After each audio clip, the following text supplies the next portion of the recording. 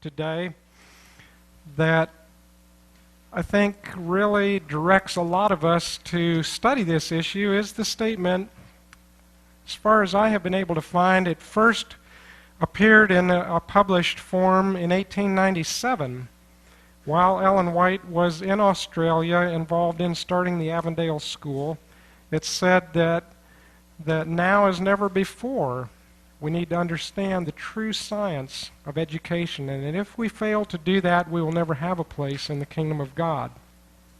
So no matter how many radio stations, television stations, no matter how many tracts and books we publish and distribute, if we do not understand the true science of education, all of that will end up perhaps causing us to stay longer rather than hasten the work.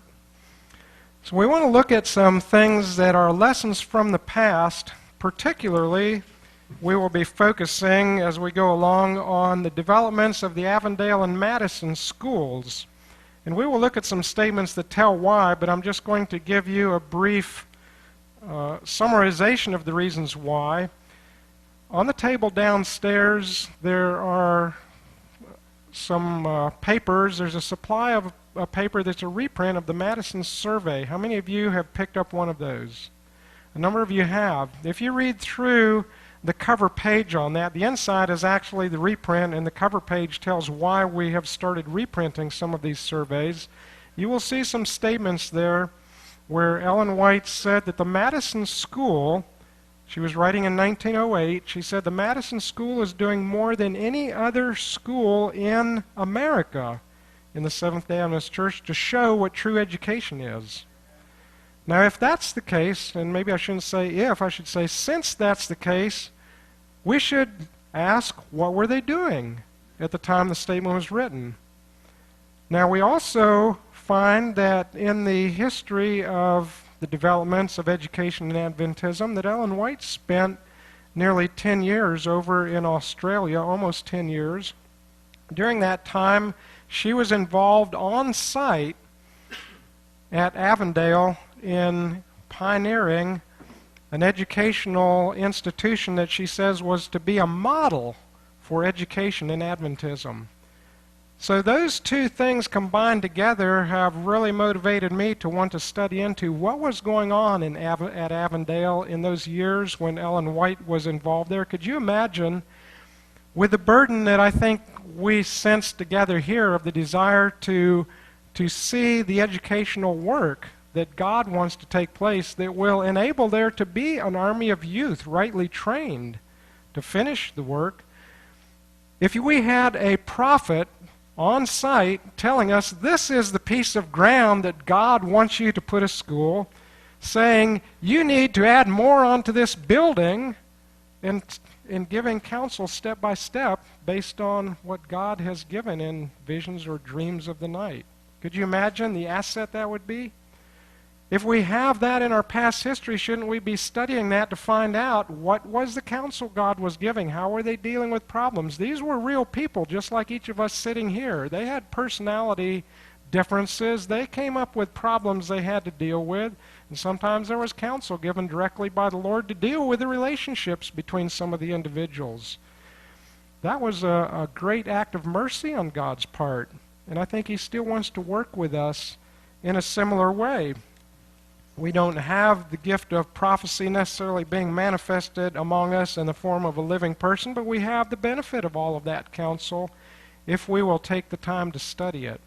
So the purpose of our presentation this afternoon, as far as we have time to, we may have to skip over some of the things that we could look at, but we're going to try to look at some highlights of what was taking place in these. But to lay a basis for that, we want to look at some things that developed previously, because education didn't begin in Adventism with the Madison and Avondale schools. There were a number of colleges and secondary schools that had already been established for a period of about 20 years previous to the time period of Avondale and Madison.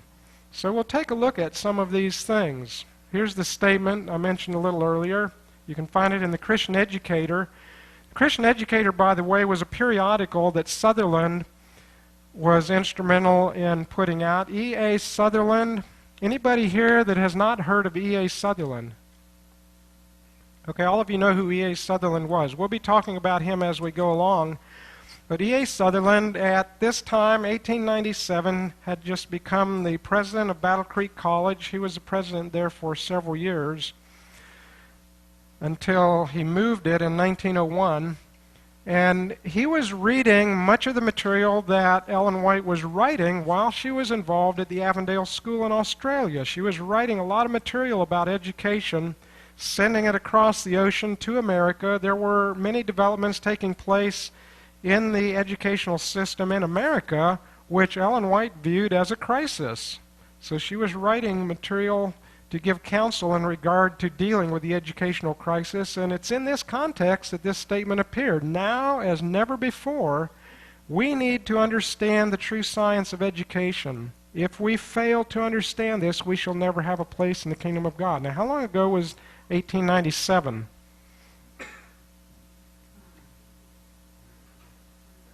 $110 Now, in 1897, do you think God had in mind that if his people responded to this call, that within one generation they could be prepared and Jesus could come? If they understood and accepted what was being called for here?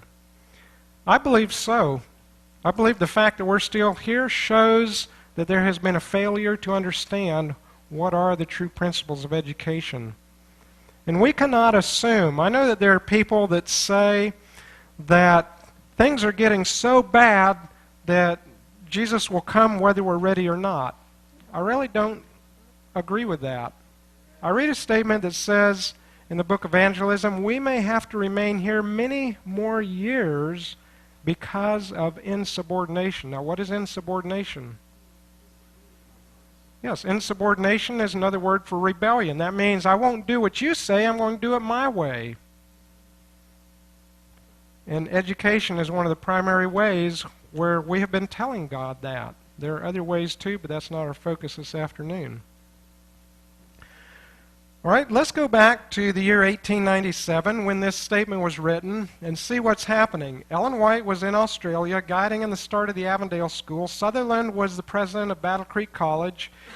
4 years later, in 1901, he moved the college from Battle Creek and renamed it in a new location in southwestern Michigan at Berrien Springs, and he named it Emmanuel Missionary College. It's significant it was called a missionary college. You will see as we look at some of the schools here briefly at the beginning that a number of them were called missionary colleges. Do you know of any of the schools that have existed down through the years in Adventism that are called missionary colleges today? All of them have changed their names, and we will actually find information I got off the website of one of the schools that tells why they don't use that name, basically.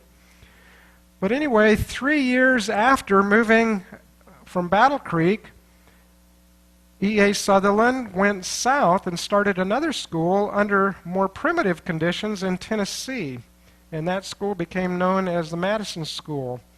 There were at least half a dozen schools that had become colleges and been started by Seventh-day Adventists at that time. That is in 1897. All right, now skipping down to the time when Battle Creek College was moved from Battle Creek. At that time, Ellen White had just newly come back from Australia. She left the last part of 1900. The General Conference started early in 1901, and Ellen White was just back. She attended the General Conference session that was held in Battle Creek, and there she made a strong call to move the college out of Battle Creek.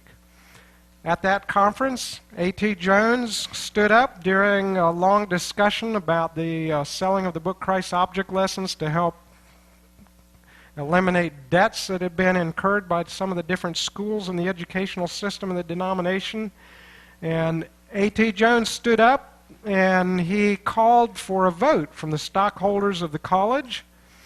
He got all of them to rise to their feet to vote to follow the counsel that had just been given in the talk previously by Ellen White. And then he called on the delegates of the session, and then he called on the rest of the congregation, and just quickly, one right after another, he got a vote of affirmation, and immediately they set to work, and in just a few days they had loaded up 16 boxcars, and they carted the furniture and possessions from the college down to the southwestern part of Michigan. In 1901, at that time of the General Conference, the worldwide membership of the Seventh Adventist Church was 78,188. You can see the number of churches, membership in the United States, membership abroad. There were not only at least 6 colleges, there were a number of academies and over 200 elementary schools established in America by that time. In addition, there were also schools that had been started in Canada. Now, this is still in 1901. There were schools that had been started in Canada, England, Australia, Switzerland, Sweden, Germany, Africa, Argentina, Denmark, and Brazil. Another one was opened in 1902 in England, Newbold College. Now, let's look a little more closely at some of these schools. The Battle Creek College started in 1874. That was the first school that really developed under denominational sponsorship. It started out as a small school teaching young children. It developed and was eventually taken over by the General Conference in 1874. In 1882, Healdsburg College was started. It later became Pacific Union College. Atlantic Union College, first known as Lancaster Academy, started in 1882. Union College in 1891. Walla Walla in 1892. Brother Franklin mentioned that this morning. The American Medical Missionary College started in 1895. Southern Missionary College in 1896. Oakwood College in 1896. This, by the way, was known as Graysville Academy when it first started. Avondale College started in 1896. Emmanuel Missionary College, which was the former Battle Creek College, it was renamed when they moved it in 1901. Fernando College, which was in California, was started in 1902. Columbia Union College in 1904. And you may not be able to read this down here, but Madison College started also in 1904, was not owned by the denomination. All the rest of these were. And this was specifically according to Ellen White's instruction for the conference not to own the Madison School. Also, there's a list of secondary schools that had been developed by 1901.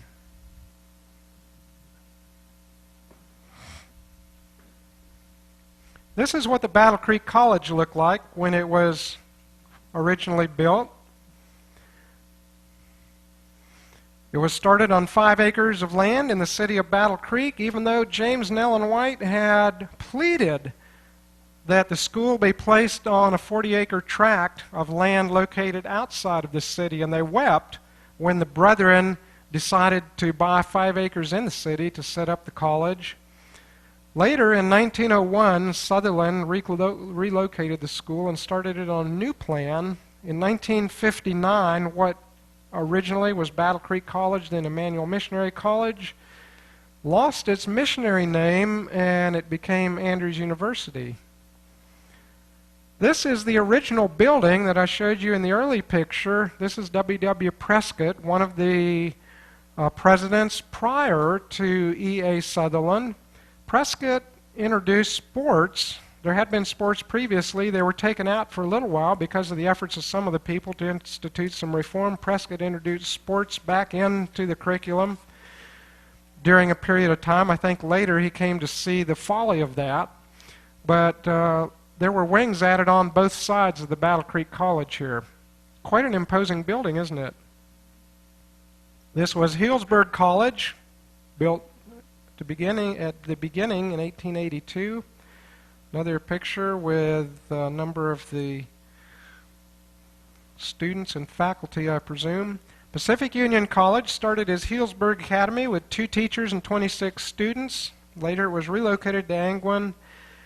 In 1921, they introduced majors and minors and letter grades. You know, A, B, C, D grades for their classes. Accreditation was obtained in 1931. I didn't really get the time to look up accreditation information on all of these schools, but I think that's a very interesting feature of these schools. In 1962, Pacific Union College had 2,800 acres of land. This is Walla Walla College back in its early time period, built in 1892. It's still operating presently. It opened with 10 teachers and 100 students ranging from primary school to college. The first principal, as Brother Franklin pointed out, was E.A. Sutherland, who was there for several years before coming to Battle Creek College to be the president.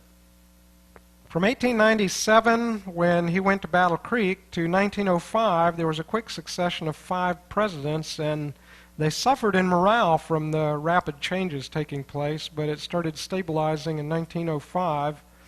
In 1932, the college received accreditation as a junior college, and they had begun offering degrees previous to that. Atlantic Union College. You see these colleges, when you see the original buildings, the whole college was contained in one big building, sometimes 3, 4, 5 stories tall.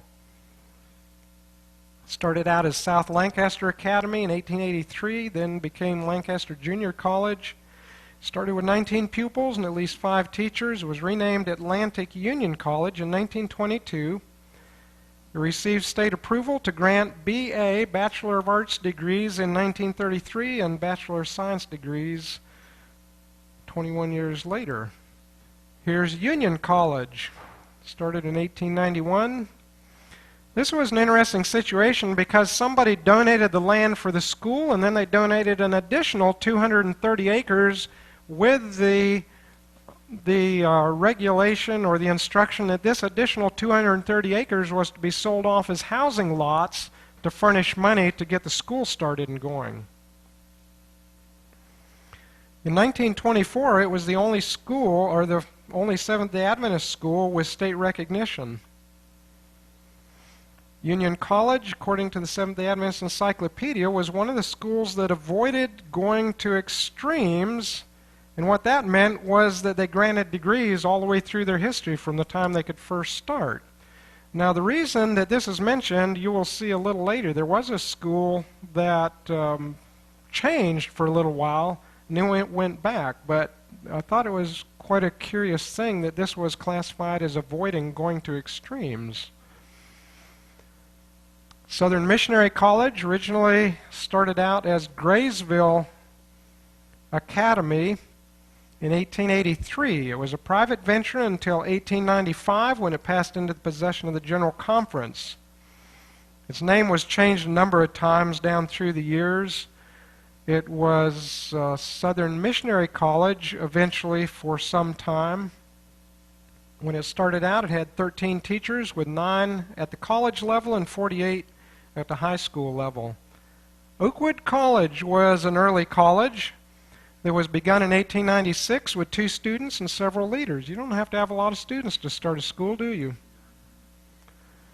The school officially opened November 16, 1896, as the Oakwood Industrial School with 4 faculty and less than 24 students. You'll notice in some of these, they actually had students and teachers there working, and they even did some classes sometimes before they ever had an official opening for the school.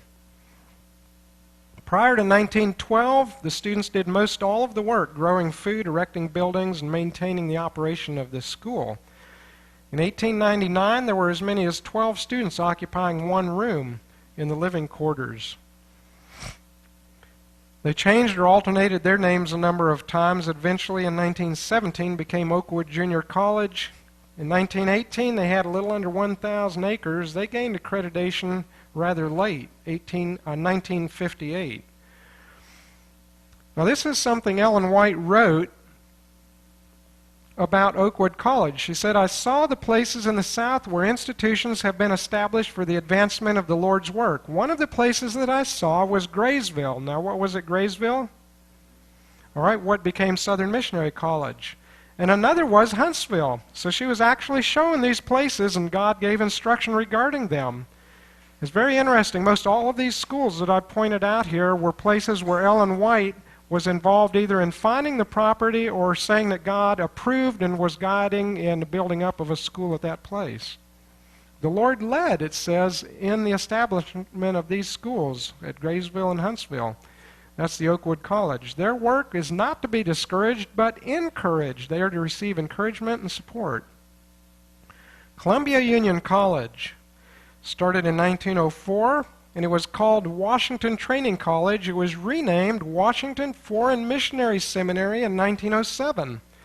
And then it was changed to Washington Missionary College in 1913. In 1915, it renewed its focus on liberal arts education and began granting B.A. degrees. This was one school that started out with more of a focus to be a liberal arts, higher education type of school, and they got into granting degrees. But it says here that from 1907 to 1915 approximately, they changed their focus for a little while. And that's explained a little later here. It was again renamed Columbia Union College in 1960. It was renamed to Columbia Union College in 1961. It was located on 20 acres just outside of Washington, D.C. in the suburb area called Tacoma Park. It started with 50 students and a faculty of 7, 2 of whom were B.G. Wilkinson and his wife. Some of you are familiar with B.G. Wilkinson as the author of the book Truth Triumphant. Washington Missionary College is what it was called for a little while, and here's what it looked like. Now, this I got from the internet website for Columbia Union College. It says Columbia Union College was established in 1904 as a coeducational institution known as the Washington Training Institute. Its purpose was to train young men and women in the liberal arts. Now, Friday evening, we're going to be talking a little more about what are liberal arts. What is higher education? What is God talking about when He says He wants our young people to get higher education?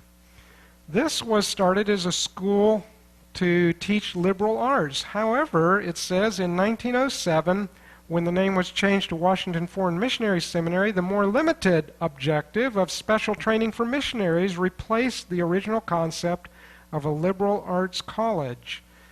This is highly significant, perhaps more so than might appear on the surface, because, first of all, did it start out with the idea of training people to be missionaries? No. But it changed in 1907 to focusing on training missionaries, but strangely it calls this a more limited objective. A more limited objective. In what sense was it more limited?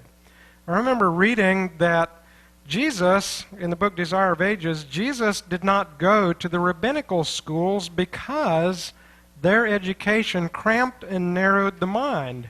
It was limited. Now, in the Garden of Eden, there were 2 trees. What were they? Which trees? That were decisive trees for the destiny of Adam and Eve. Tree of life and the tree of knowledge of good and evil. Now, Satan said, if you will eat the fruit of the tree of knowledge of good and evil, your horizons will be expanded. But if you just confine yourself to eating the fruit of the tree of life, you will be limited. So you can use the word limited in many different ways. But now this goes on to say that eventually this limited objective was abandoned, or set aside at least, and things expanded again to be able to operate as a liberal arts college. And it took the name Washington Missionary College. That's rather interesting.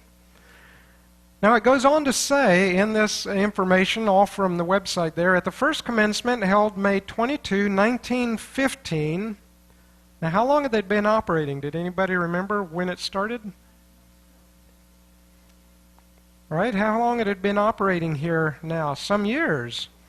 But this is the first time that they granted degrees. 5 students received the Bachelor of Arts degree.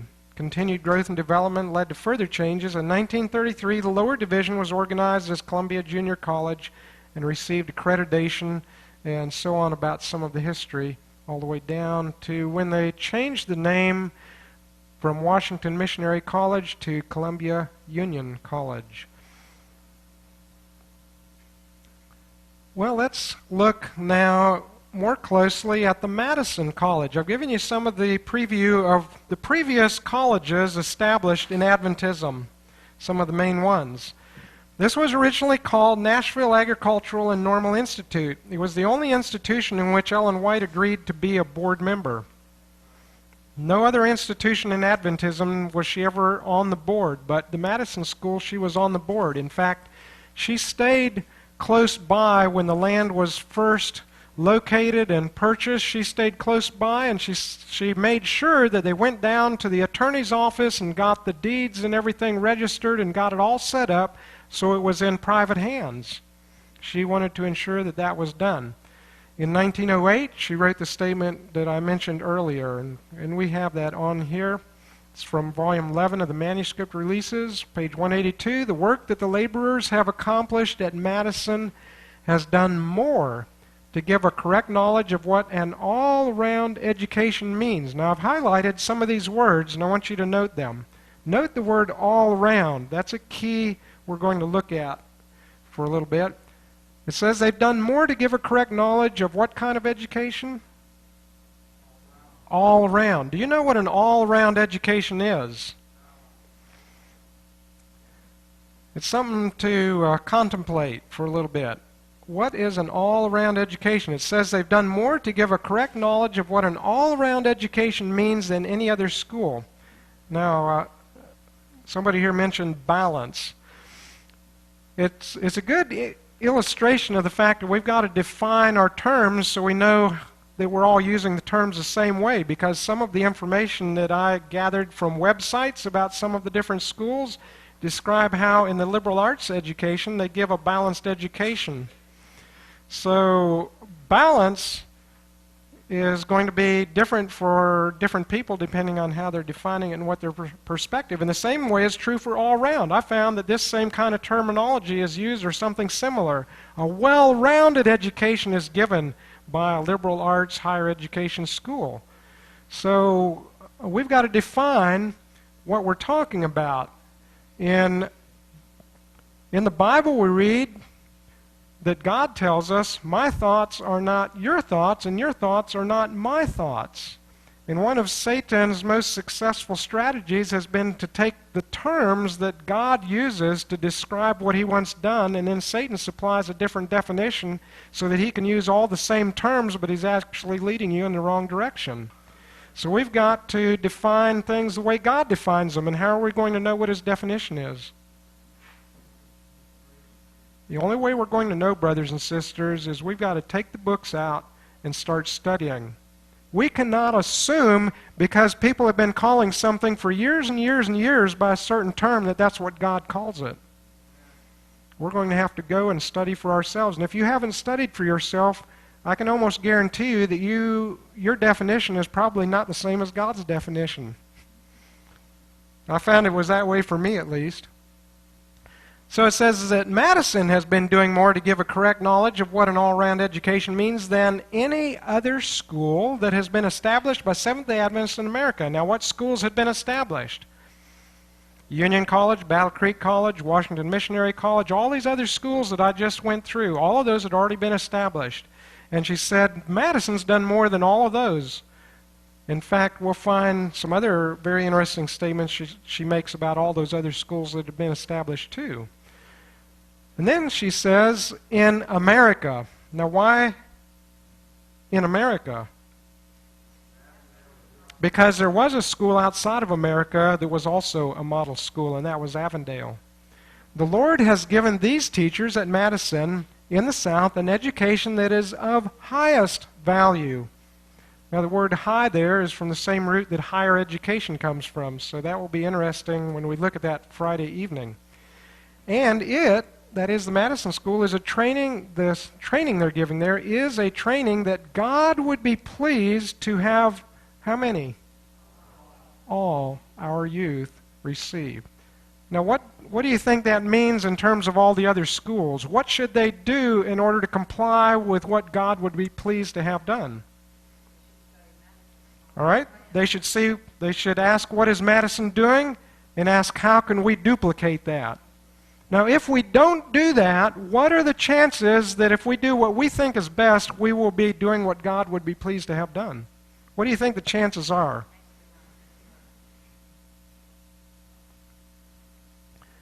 All right, the date for that was May 26, 1908. Back in January, just a few months earlier, she had written, "The school at Madison not only educates in a knowledge of the Scriptures, but it gives a practical training that fits the student to go forth as a self-supporting what? Missionary." Now, what does self-supporting mean?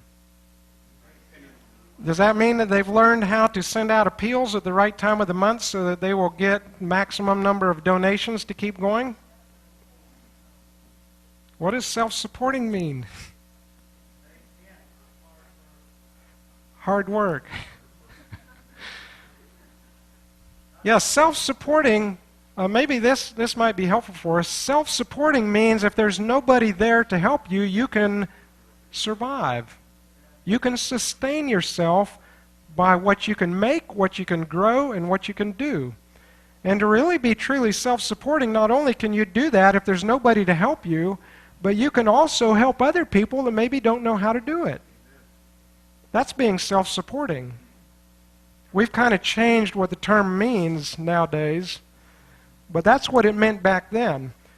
It says Madison School gives a practical training that fits the student to go forth as a self-supporting missionary to the field to which he is called. Now, if a person has that kind of education that enables them to be able to sustain themselves by what they can grow, what they can build, how to use whatever native materials are available, and even help other people to do the same thing, then where is there in the world that they wouldn't be prepared to go? Can you see how that kind of a student would be ready to go anywhere there's a call? They don't have to send ahead and say, well, will the conference be able to pay me enough in order so I can live there? In his student days, he is taught how to, you can read it for me, how to do what? Build simply and substantially. Now there's a statement, there's a lot of things that we're going to look at here before we finish that are getting harder and harder to do here in America and in other places. Do you remember reading a statement in Volume 5 of the Testimonies in a section called "The Church, the Light of the World"? And it goes something like this: the work that the church has failed to do in times of ease and prosperity will have to be done in a time of adversity, difficulty. You can put all the words in there. You know the idea of the statement. Many times we have thought that that meant, well, there's going to be lots of persecution and it will be hard for us to go door to door and give people literature. But what is the work that needs to be done? It includes those kind of things, but the work that needs to be done is to understand the true science of education and be implementing it. Now, how do you teach people to build simply and substantially when electrical codes and building codes and on and on and on become so restrictive that only licensed, certified, highly trained, highly paid individuals can do it? Do you see where Satan has been working to cut every avenue off by which we could carry out the kind of education God said to give so that we think it can't be done? Does that mean that God doesn't want us to do it anymore? No. No, in many respects, we are in Babylonian captivity, but we still serve the God of heaven. Because we're in Babylonian captivity doesn't mean that we succumb to Babylon's idols and worship them. We may have to work in every way we can to deal with these kind of things, but yet this is what the students are to be learning. How to build simply and substantially, how to do something else. What? Cultivate the land and care for the stock. All these lines are of great, what's the next word? Educational value. Have you ever heard of the degree Doctor of Carpentry? Why are you laughing? Have you ever heard of the degree Doctor of Farming?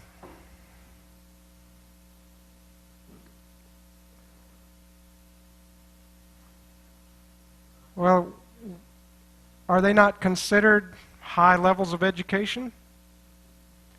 It says these are lines of great educational value. To this is added the knowledge of how to treat the sick and care for the injured. This is in the training for these self-supporting missionary students. This training for medical missionary work is one of the grandest objects for which any school can be established. And this is probably one of the areas where Satan started first to restrict by requiring degrees and licensing and many other things so that nobody feels like they can practice medical missionary work anymore without getting sued for practicing without a license. There are many suffering from disease and injuries who, when relieved of pain, will be prepared to listen to the truth. Our Savior was a mighty healer. In His name there may be many miracles wrought in the South and in other conferences through the instrumentality of the trained medical missionary. Therefore, centers for training must be formed. Now, I showed you a number of pictures of the first buildings at Union College and some of the other colleges. Here was one of the first buildings at Madison College. You see any contrast? Simple. It wasn't one that the students built. It was one that happened to be there when they went there. One of the things that they were to learn was how to adapt to what's on the place where they go when they go to do missionary work. So rather than feeling that they had to build some large monolithic structure before they could operate a college or a training institution, they were taught to use whatever's available and start with what you have. This was one of the things that was there, and for a number of years, the people who would come there, their first experience was to stay in this building. It ended up being called Probation Hall because if they could survive staying in that building for a little while, they figured this is the kind of material that can work well at Madison College. These were some of the founders. This picture has been publicized as being the first board of Madison College, but I don't believe that's correct. These were some of the first founders, but some of these people were not on the board. This is, of course, Ellen White, her son William C. White, Percy McGann, C.C. Chrysler, or Chrysler, some people call it, Nellie Drouillard. This is E.A. Sutherland, who is the president. This is Edson White and his wife, Emma. There's a couple people here. I don't recall who they are. In 1907, Ellen White was writing about the Madison School, and she said, "God has revealed to me that we are in positive danger." God sent a letter to you and you knew it was direct from heaven and it said Bob or Dave or whoever, your name, you are in positive danger. Would you just nonchalantly put that down and say, well, I'll read that sometime when I've got more time? No, you would give that first priority, wouldn't you? You would probably even read that before you think about fixing the meal, even if it's mealtime. We're in positive danger of what?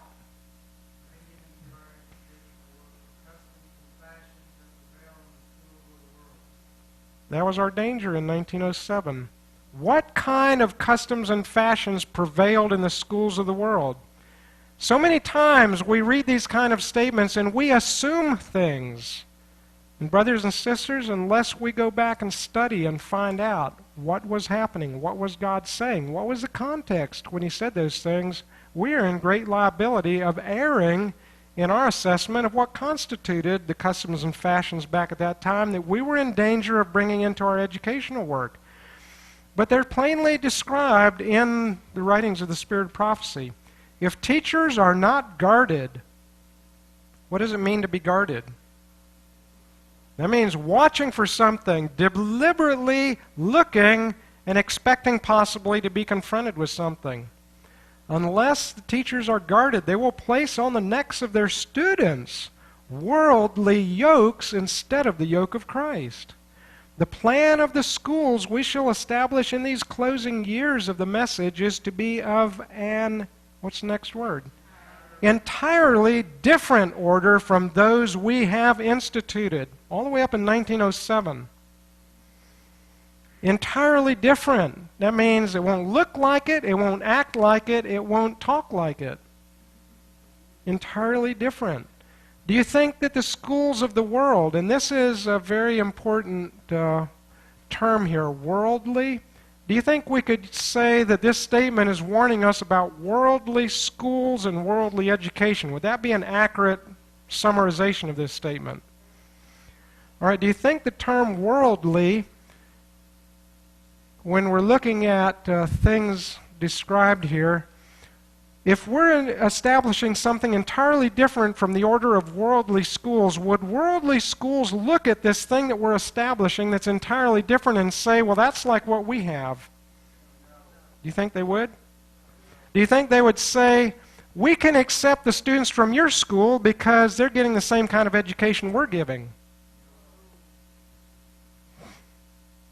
All right, let's take a look now at Avondale College. There's much more. We could spend all the rest of the time on Madison, but I really want to take a look at Avondale. At the last education conference last year, we did take a more detailed look at Madison, but we want to look at Avondale now because here, the only institution in Adventist history where we had a prophet living on the grounds for several years, constantly giving counsel and guidance and warning when things would take place. This is not right. This is the way it should be done. Don't do that. And giving counsel more clearly and accurately than in any other institution. This, even in my opinion, as I have been studying, this even more than the Madison School establishes a model for education, but we don't hear much about it today, and it is drastically different in its operation today, even though Avondale College does exist presently, all the way from that time. Now, I mentioned earlier that Ellen White had gone to Australia, and she went there in 1891. She worked there in Melbourne and Sydney, Australia, for some period of time. And as she was there, she began urging that a piece of land be sought or found for establishing a school. And finally, in 1894, there was a tract of land that she encouraged to purchase out of several that had been selected. And so eventually it was purchased. There were students and teachers that went from where a school had been operated in some rented facilities previously, and they started working there to clear land for agricultural use, and they built roads. They set out several acres of fruit trees. Even though the school was not officially opened, in 1896, a 4-week training institute for teachers was held in a tent set up for the purpose. So right there at the property, which was almost 1,500 acres that they purchased to set up a school, they decided, with Ellen White's encouragement, that probably one of the first things they should do before they even got school buildings built or structures is they should have an institute to train church leaders, especially teachers, pastors, ministers, and so on. They should train them in the principles of true education so that the school would be developed in the right direction. So they had a 1-month training program, and they set up a tent because they didn't have any buildings for it. So this was an essential part of developing the school in the right direction, even before there were any buildings to hold the meetings in. Another one of the first things they set up, one of the early buildings, was a sawmill. They got a sawmill and set that up. Imagine going to start a school and one of the first buildings you build is a sawmill. In the loft of the sawmill, they held meetings and they used it for storage and other purposes. In 1896, they built a building to be the girls' residence. I'm going to show you pictures of some of these here in a little bit. The next year, in 1897, they put up another building, and on April 28, the official school opening took place. These buildings were being built to quite a large degree with the help of young people who were there. They had some trained carpenters that supervised in the work and stayed there and lived there with their families, and the young people did a lot of the work, sawing the lumber, cutting down the trees, building the buildings, and other things needed for the development of the school. Here is some of the counsel that Ellen White wrote, and this you can find in Volume 6 of the Testimonies. In Volume 6 of the Testimonies, there is a pretty lengthy section of over 100 pages of instruction on the work of education and reform that was to take place among God's people. This section was largely written and developed during the time that Ellen White was at the Avondale School. So many of the things that you find encouraged in that counsel there is from the instruction Ellen White was giving to the people there at Avondale as they were developing it. She says, "We need more teachers and more talent to educate the students in various lines, that many persons may go from this place willing and able to carry to others the knowledge which they have received. Orphan boys and girls are to find a home here. Buildings should be erected for a hospital, and boats should be provided to accommodate the school." The school was located along what was called Dora Creek. It was actually more like a small river. "A competent farm manager should be employed. Also, wise, energetic men to act as superintendents of the several industrial enterprises, men who will use their undivided talents in teaching the students how to work." Now, in my mind, all of this is important, but this last phrase is particularly significant. Teaching the students how to work. I have had contact with a number of people working in different educational institutions, and one of the things that many teachers and work supervisors will tell you is that it's very hard to get many young people to work diligently. It's very hard to be able to have confidence if they're left doing a job that they will be working just as hard once the supervisor's gone as when the supervisor was there watching them. And that it's hard to have confidence that they will carry the responsibility and see the needs and do what needs to be done if they know it needs to be done without being told so. But those were things that it's saying here were to be taught by this educational system. Students were to be taught how to work. Now, is it possible in the worldly form of education for students to graduate with high degrees and not know how to work? Yes. They can actually graduate and be taught to avoid work as part of their education. So if we're establishing a system of education that's entirely different from the world, and one of the features, one of the outstanding features of our educational system is that we're teaching students how to work, then that will be a noticeable difference, won't it? This was a letter that Ellen White wrote to E.A. Sutherland. Now, she's at her home, which she called Sunnyside. If you see this word Sunnyside when you look up material about education, that means that Ellen White was writing from her home there at Avondale. It was near a small community called Kurambong. She wrote July 23, 1897 to Professor Sutherland, "Dear brother," now from what we've looked at so far, where was E.A. Sutherland in 1897? He was at Battle Creek, and what was he doing there? He was the president of Battle Creek College. He had come there from Walla Walla College. She's writing to him now, and she says, "Dear brother," now this is in the midst of their momentum of developing the Avondale School. They're in the first real development here because this was their official opening just a few months earlier, or just previous to that. I think it was April, wasn't it? And she's writing to Sutherland. What do you think she has to say to him?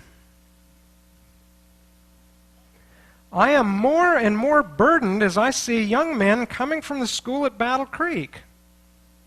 Now, what did Sutherland have to do with Battle Creek? President. So what she's basically saying to him, something's wrong and you need to exercise your influence to change it. That's what I would gather from this kind of an introduction. "I am more and more burdened as I see young men coming from the school at Battle Creek, deficient in the education they should have." Now, Ellen White was aware that Sutherland had just come there. So what she's basically saying is use your influence to change what's been going on at Battle Creek. It pains me as I realize how many who should be instructed have not the privilege. From the light given me from the Lord, I know that 4 or 5 successive years of application to book study is a mistake. Who is it that gave this light to God's people? It was God. From the light given me from the Lord, I know that 4 or 5 successive years of application to book study is a mistake. So whose idea is it to have 4 or 5 years of book study? Is it the worldly system of education, or is it God's system of education? Those who encourage this close application to books, that takes in quite a few today, doesn't it? Those who encourage this close application to books, working the brain and neglecting the, that's interesting, what word? So it actually calls this focus of emphasis on book learning as neglecting education. But in the world's way of doing things, under Satan's guidance, good is called evil, and evil is called good. Light is called darkness, and darkness is called light. Bitter is called sweet, and sweet is called bitter. You can read that in Isaiah 5:20. So that means that what God says is getting what is not an education. The world calls that getting an education. And they call what God calls getting an education, they call that being uneducated. Those who encourage this close application to books, working the brain and neglecting the education they should gain by using the muscles proportionally with the brain, are simply incapable of retaining the lessons they endeavor to learn. So that means that the brain actually develops mental acuity and ability in proportion to the exercise of the muscles. Do you understand that connection? Is that connection taught in worldly education? No. That means, brothers and sisters, if we start a school and we have Bible class, and we have Bible history, and we have Bible geography, and Bible mathematics, and Bible spelling, and Bible grammar, and we use the Bible as a textbook for all of it, but we're not working the muscles. Maybe we can graduate with good degrees, some eloquent preachers, but they will be uneducated in God's eyes. Because the brain is lacking something when the muscles were not exercised proportionately while the mind was being stimulated. Now, this is continuing on in the letter to Sutherland. If 1/3 of the time now occupied in the study of books, using the mental machinery, were occupied in learning lessons in regard to the right use of one's own physical powers, and I hope we don't misunderstand what this means. When it says learning lessons, let's not try to confine it to bookwork again. Many times we can read a statement like this and think, oh, that means we need a physiology class where we learn anatomy and physiology from the books. No, this is talking about lessons in actual activity. Getting out of the schoolroom, getting out away from the books, doing something with the hands. That's what this is talking about when it says learning lessons in regard to the right use of one's own physical powers. That's learning how to hold an axe and a shovel and a hoe and things like that. It says it would be much more after the Lord's order and would elevate the labor question, placing it where idleness would be regarded as a departure from the word and plans of God. Now, you know, sitting at a desk with a book in front of you can actually classify as idleness. The right use of oneself includes the whole circle of human obligations to oneself, to the world, and to God. Then, use the physical power proportionately with the mental powers. Notice the word proportionately. Still, from the same letter, while studying authors and lesson books, part of the time, students would study with the same application the human machinery and at the same time demonstrate the fact by what? This, in heaven's view, is a vitally essential component of true education. If this is lacking, no matter how much Bible you have and all the rest of it, no matter how much you shut out the world's philosophy, it's still not God's plan for true education. This is a vital element of true education. Thus, they answer the purpose of their Creator. They become self-made men and women. All right, let's look in a little more detail in the time that we have here before we close at some of these years of development at Avondale and some of the things Ellen White wrote as these developments were going on. This is just a map of Australia, and most of the population of Australia was located in the more livable area here. A lot of this is pretty desert and desolate in some of the central area. Right down here is Sydney. Down here is Melbourne. That's where Ellen White was for a little while when she first went there. They actually started a training school down there in rented quarters for a little while before buying the land right up here near Cooranbong, a little south of Newcastle. And that was where Ellen White came in 1891. She worked there helping in the development of some of the churches in different areas and giving counsel and guidance. In 1892, she was mostly traveling around in this area here. 1893 was when they started looking at the land here along Dora Creek. And this land was what eventually became the Avondale School property. A.G. Daniels at this time was the president, and that's misspelled. That should be two L's. A.G. Daniels was the president in Australia at the time. Later became the General Conference president. This is what he looked like in later life. And during that time, while Ellen White was there, after they had bought the property, she set up a tent with some of her workers and her granddaughter, who was about 13 years old at the time. Her name was Ella. She set up a tent there on part of the property, and she actually paid for 40 acres parceled off of the one side of the property. And she set up a tent so she could live there and start getting things established. She planned to build a house, but first she got land cleared off and planted some fruit trees. Some of the students worked at the property and also spent time clearing, and they worked on a program. There were about 25 students, I think, that worked there, coming up from Melbourne and from some of the other places. And they spent most of the day working, and then in the evening they had a couple classes a day. This is the way their orchard looked when it was getting started after they had gotten established a little while. This was the sawmill building, one of the first buildings they put up there at Avondale. Then in 1896, things were developing. The sawmill building is the one back here in the background. They got a landing put up where they could bring boats, and as you read some of Ellen White's description of the things that they were doing, you will read how sometimes for Sabbath services or other meetings, they would go out with the boats up and down the little river. They called it Dora Creek, and they'd gather people and bring them there for the meetings from the community and the areas around. This was the first building that they actually got established during that time. This was called Bethel Hall. And this was built to be a young ladies' residence. This was Ellen White's son, William C. White. His first wife had died, and these were daughters. This was Ella here that stayed with Ellen White when she first moved there. These were daughters from his first marriage. His wife had died, and he remarried, and these were two twins that were born.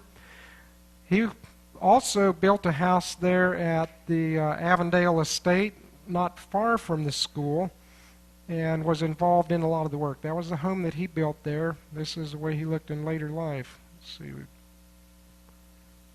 got to back up here a little bit. This was the home that Ellen White eventually built there after being there some time. Picture's not clear, but she's seated in the front doorway there along with some of her helpers. This was the home she called Sunnyside.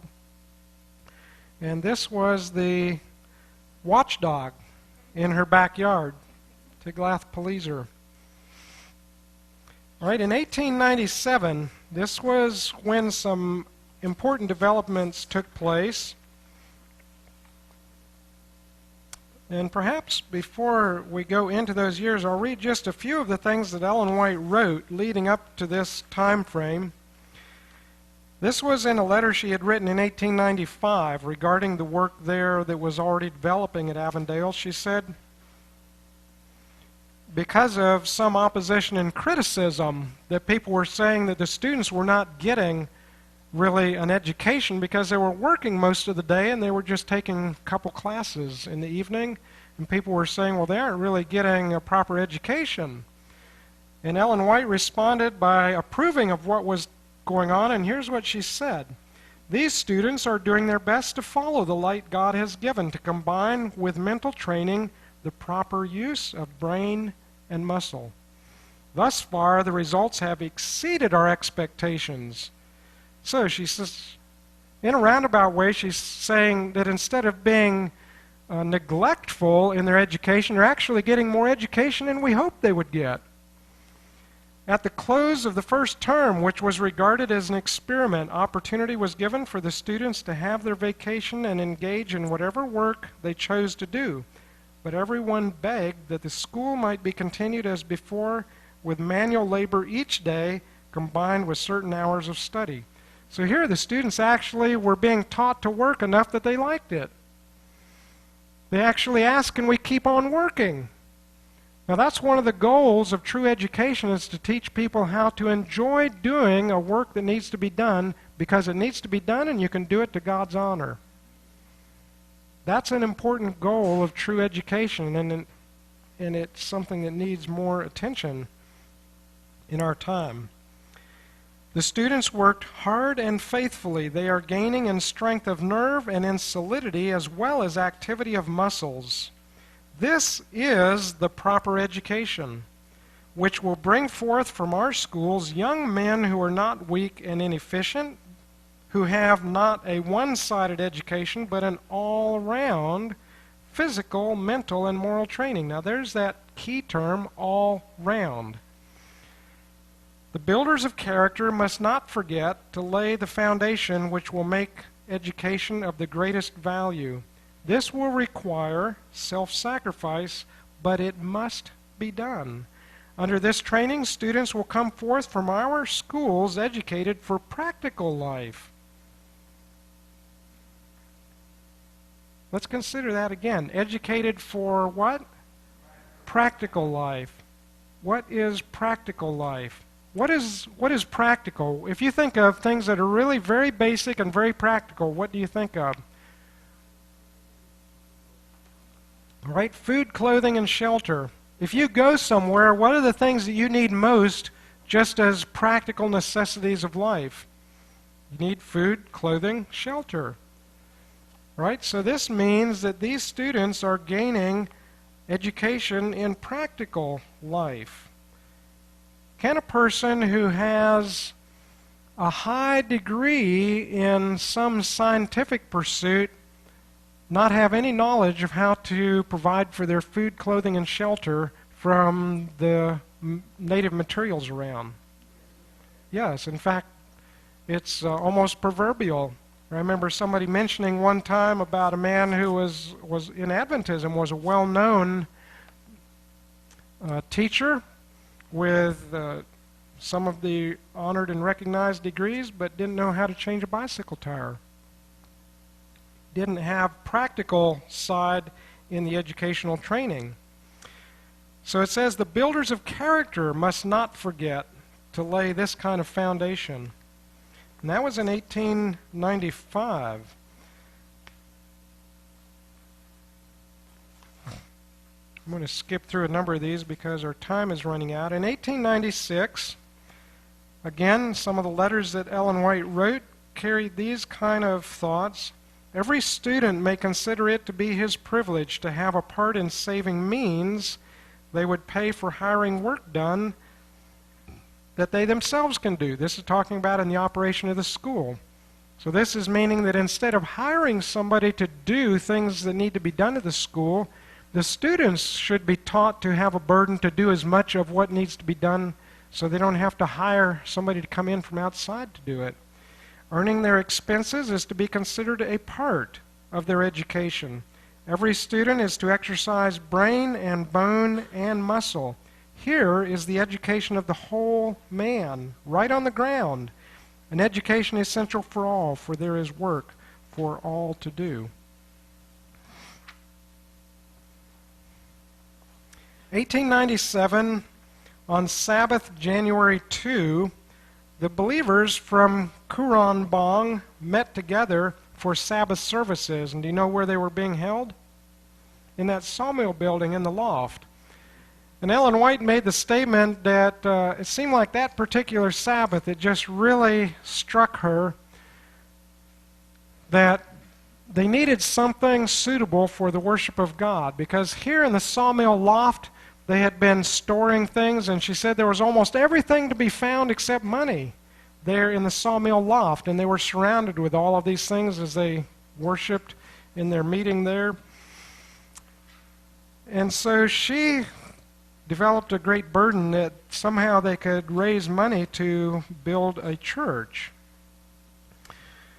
Finally, some developments took place, which we will come to in just a little bit, that helped that to materialize.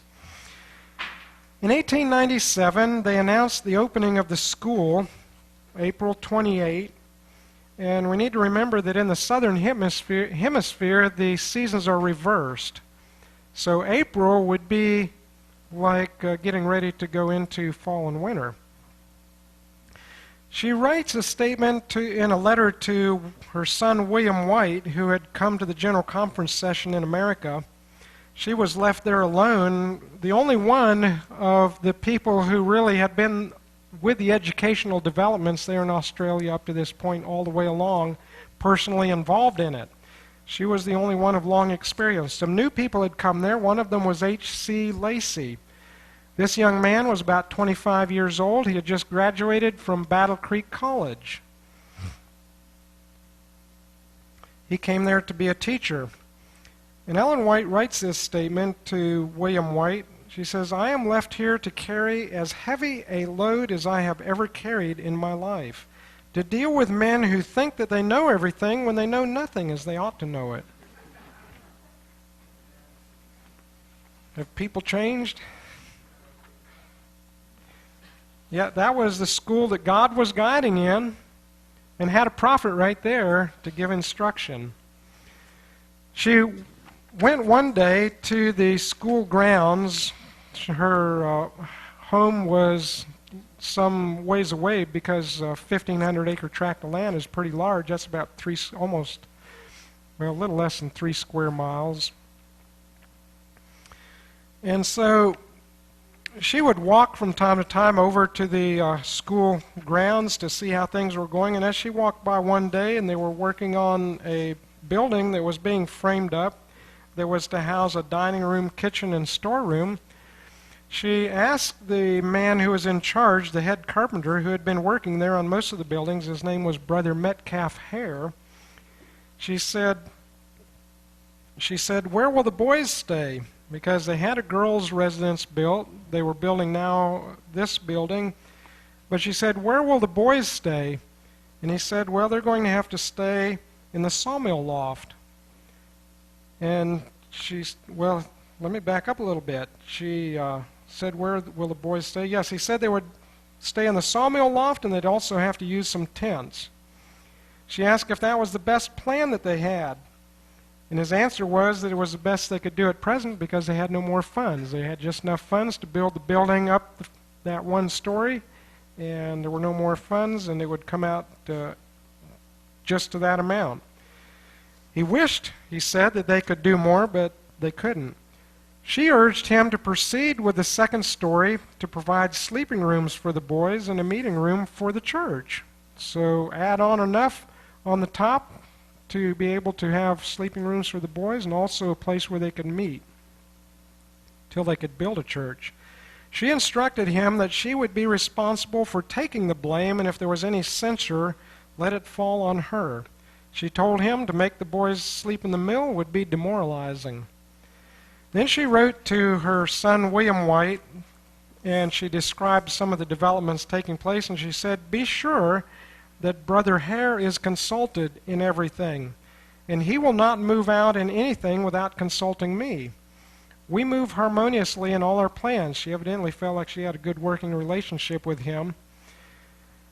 And she said, "Brother Haskell says it will not do for anyone to speak questioningly of anything I propose, for Brother Hare raises his right arm and says what Sister White advises to be done shall be done without any ifs, ands, or buts about it." Things began to look bleak, though, especially as it did not seem that the building would be completed before the opening school date that had been announced. And so one evening after sundown, after Sabbath, Brother Haskell's wife came to talk with Ellen White, and they decided on a plan, and they called Brother Hare, and they said, how many things need to be done, and how many people would it take to do each of the different things that need to be done? So he made a list of all the different things that needed to be done to be able to complete the building by the opening date. And then he told how many people would be needed for doing each of the things, and so they made a list of all of that. And then they called a special meeting. And they asked all the people, all of the Adventist believers and the different people to come.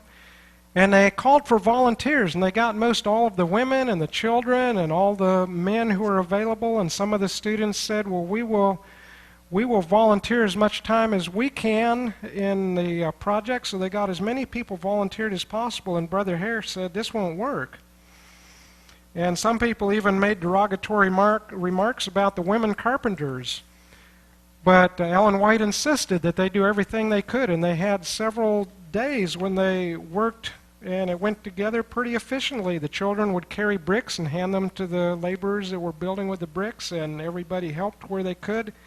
The women persevered, even through blistered hands and feet, rubbing Vaseline on their sore places. And Ellen White noted that the women worked with energy and diligence that even inspired the workmen to work harder.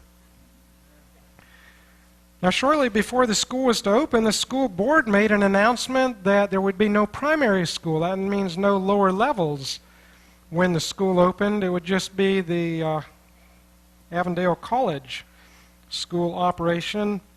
And Ellen White felt the necessity of making an announcement the next Sabbath morning, saying that the primary school would commence when the other schools started.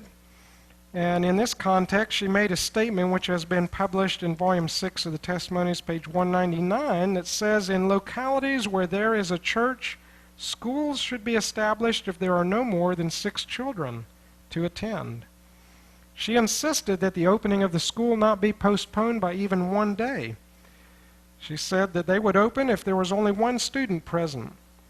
When the school finally opened, there were 4 teachers, 2 additional staff, and 10 students. But 1 week after they opened, there were 40 students, and within several weeks, the number had climbed to 62. This was a picture of Stephen Haskell and his second wife. When they came to Avondale, he taught Bible subjects, and Ellen White felt great relief when he came because he was an older, more experienced person in the work of the truth. This was a later picture of the young man I showed you earlier, H.C. Lacey. He became a staunch worker, but she wrote some very interesting things regarding H.C. Lacey back in his,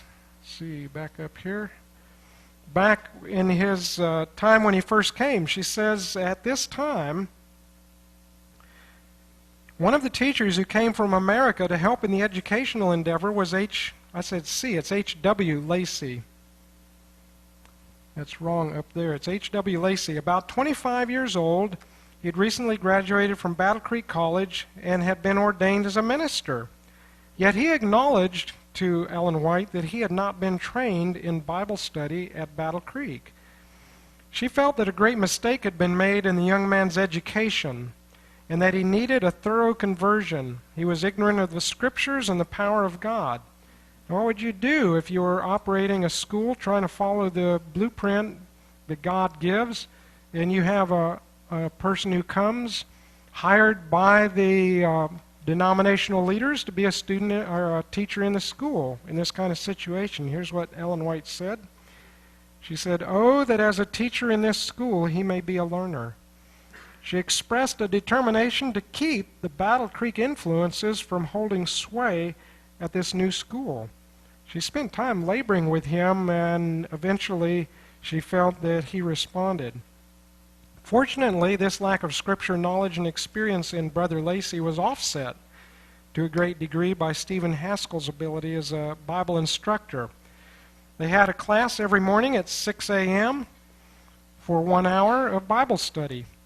And Brother Haskell led out in that study. At this particular point, when she wrote the letter in 1897, he was teaching classes on the sanctuary, or studies on the sanctuary. Now, the next picture here is C.B. Hughes, who for some time was the president at the Avondale School.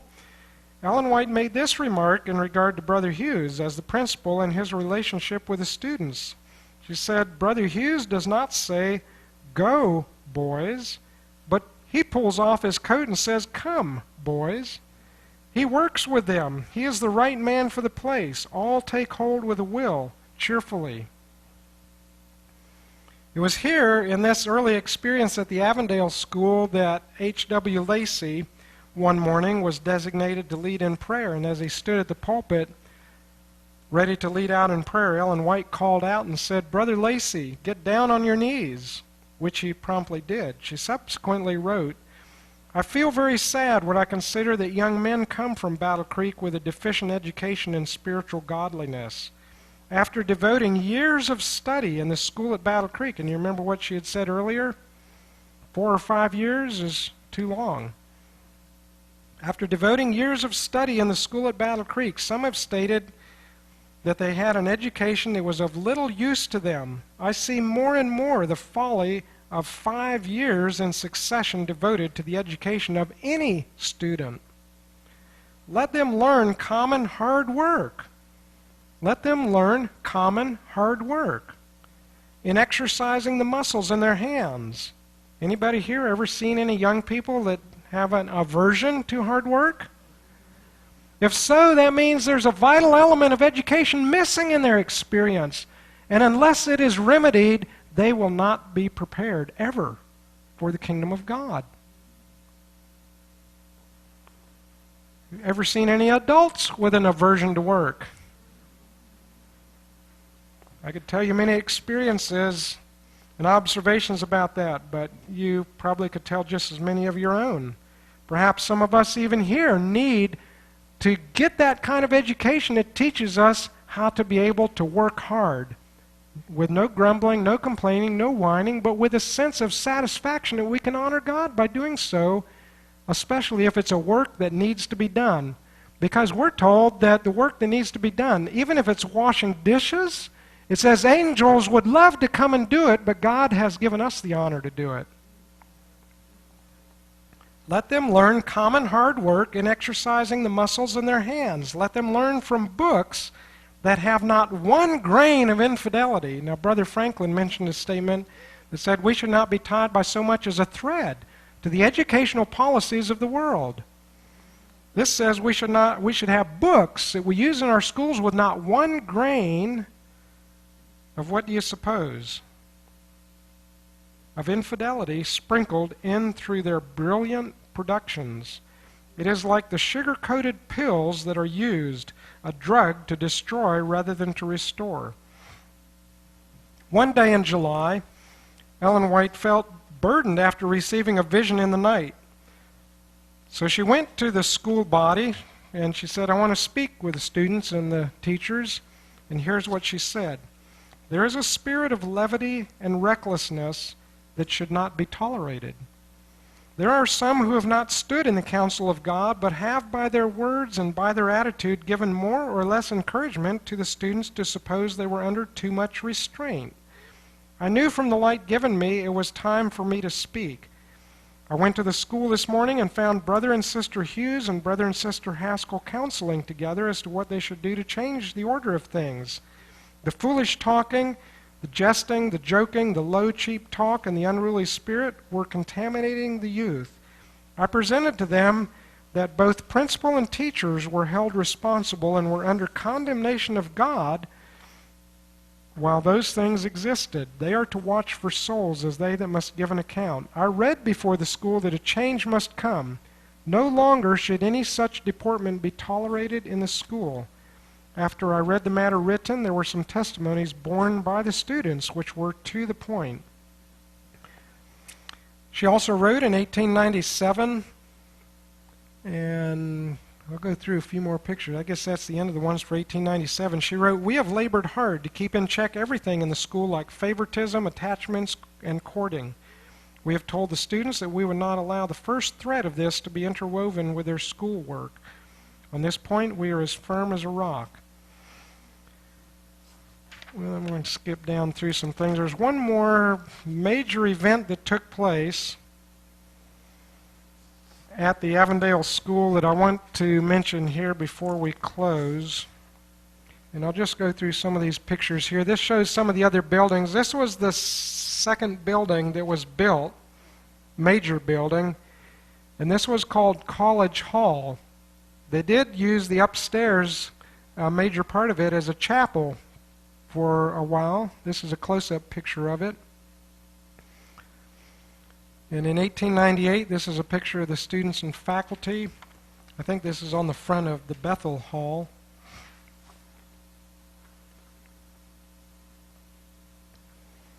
This was the church they finally were able to build. We come to 1899. This is a picture of the Avondale faculty.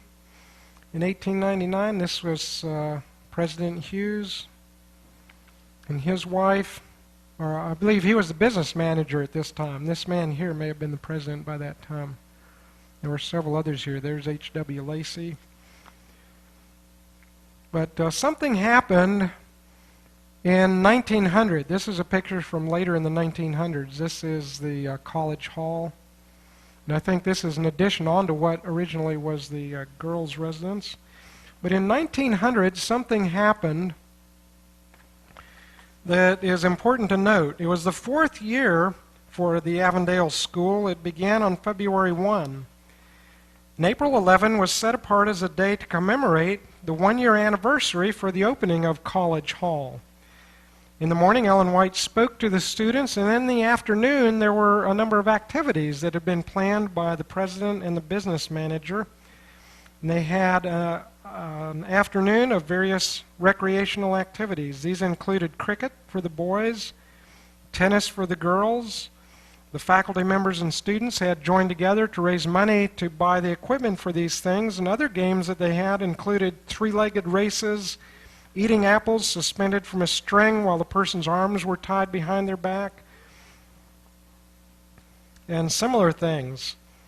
And Brother Hughes, the business manager at that time, later wrote that the students enjoyed the day very much, and at the close of it, they were grateful toward him because he had been especially instrumental in planning these activities.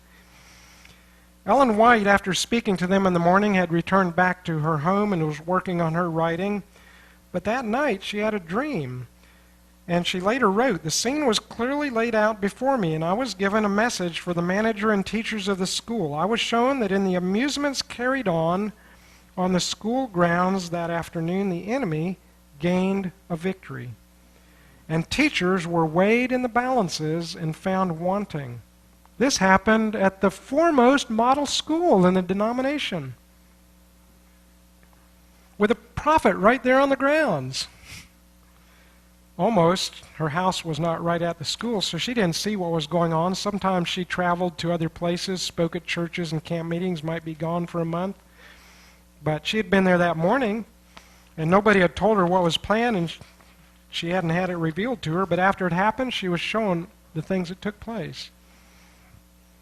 She says, "The Avondale School was established not to be like the schools of the world, but as the Lord revealed, to be a pattern school. This was to be a model school for Adventist education. And since it was to be a pattern school, those in charge of the school should have perfected everything after God's plan, discarding all that was not in harmony with His will. Had their eyes been anointed with the heavenly eye salve, where does that phrase come from? Revelation 3, that's what God is telling us we need. Had their eyes been anointed with the heavenly eye salve, they would have realized that they could not permit the exhibition that took place that afternoon without dishonoring God. Is it possible, brothers and sisters, that we can dishonor God, not even give it a thought, not even know that we're doing it, and even be proud of what we're doing? Is that anything like insubordination? The next morning, Ellen White got up early, and as Brother Hughes was leaving his house to go to school, she drove up in a buggy, and she called Brother Hughes to come. So he went to the buggy, and she had something to say to him, and here's what he wrote some years later about that experience. He says, "I went out to her carriage, and she leaned out toward me and said in very earnest tones, 'I have come over to talk to you and your teachers and your students about the way you spent yesterday.'" What do you think was his feeling at that moment? If Sister White had struck a blow full in my face, I do not think I would have felt so hurt as I did at her words. What she said sounded so unreasonable to me. I believed that what I had done the day before was for the best interest of the students. He had no thought that he was dishonoring God. And he had been an administrator there, the president part of the time, working with Ellen White for these years now by this point. And he had no thought that this was wrong. I was very much troubled knowing, as I did, the attitude of the Australians toward holidays and games. I felt that Sister White was acting rashly. I was very much tempted to advise her not to talk to the students that morning. We went to the chapel and she delivered her talk, but it did not produce the commotion that I had expected. In fact, the students generally seemed to receive it quite well, but not so with myself. Here were some of the thoughts that Ellen White shared when she talked with the students that day. She said, "In the place of providing diversions that merely amuse, arrangements should be made for exercises that will be productive of good. Satan would lead the students who are sent to our schools to receive an education that will enable them to go forth as workers in God's cause." So let's make sure we're getting the thought here. It says, Satan would lead the students who are sent there for the purpose of getting this education to be missionaries. Satan would lead them to believe that it's important to believe that amusements are necessary to physical health. But the Lord has declared that the better way is for them to get physical exercise through manual training, and by letting useful employment take the place of selfish pleasure.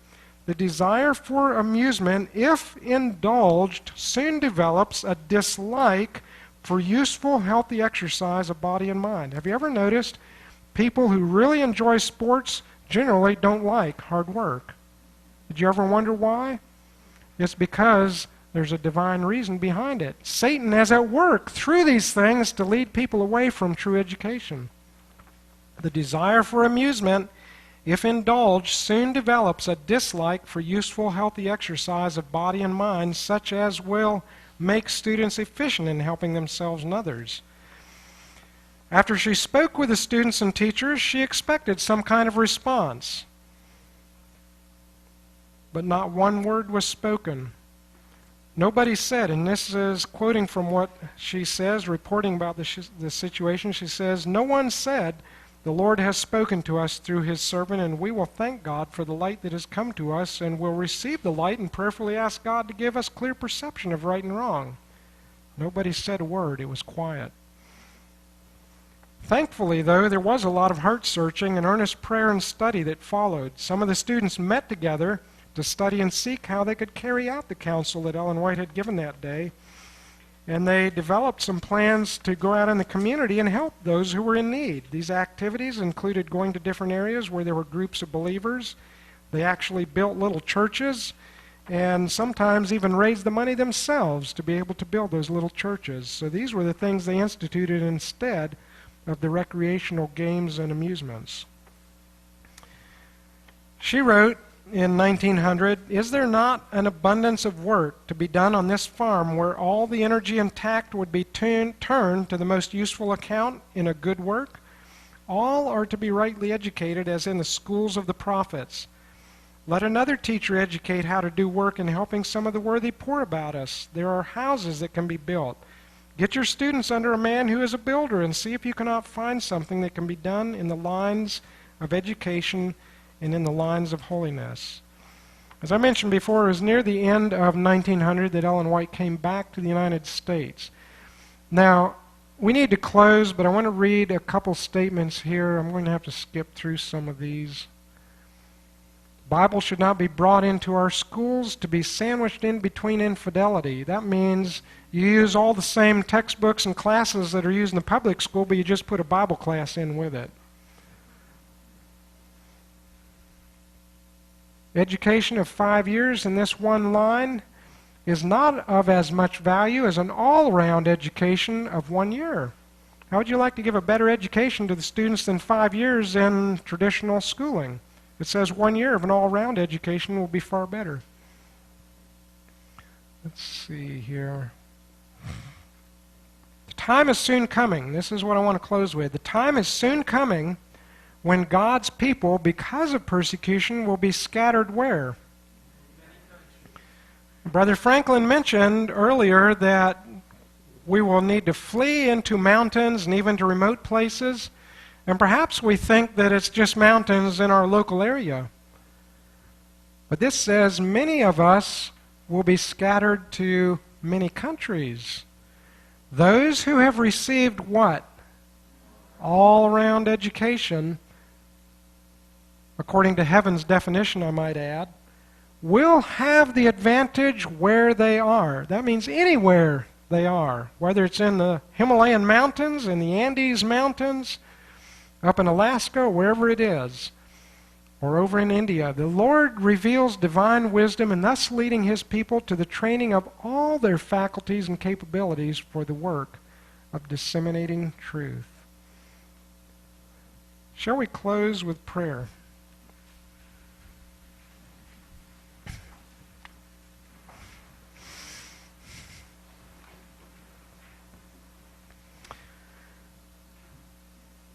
Our Father in heaven, I think we each can acknowledge before Thee that our ideas of what constitutes education need educating.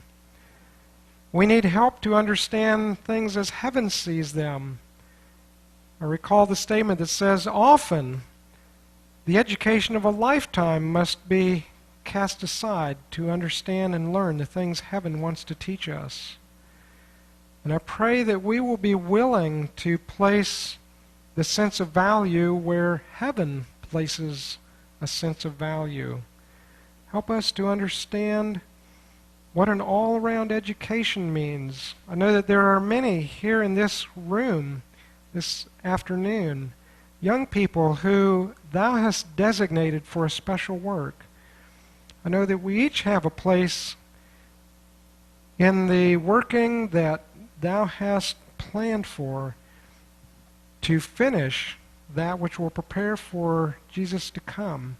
There is a place for each of us, and I pray that we will gain the education that will prepare us to best fill that place. We ask that Thou will be with us through the meetings as we progress through this education conference. I pray that we each will learn and will experience in our hearts a change that will not leave us the same as we were when we came here. We pray in Jesus' name. Amen.